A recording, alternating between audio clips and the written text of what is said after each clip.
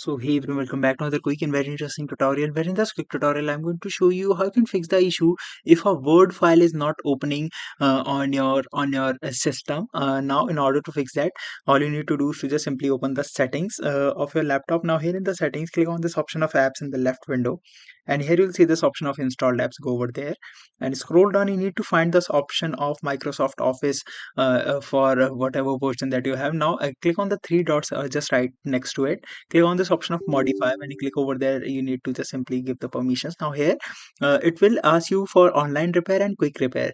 Just simply click on this option of quick repair and hit on this option of repair, and it will take some time. It will fix the issues in the Microsoft Office and give a restart to your computer, and that will definitely solve your problem. Alright, so that's it for this tutorial. I hope this video will be helpful for you. Make sure to hit the like button and subscribe button for more such helpful and interesting tutorials. See you in the next one. Take care.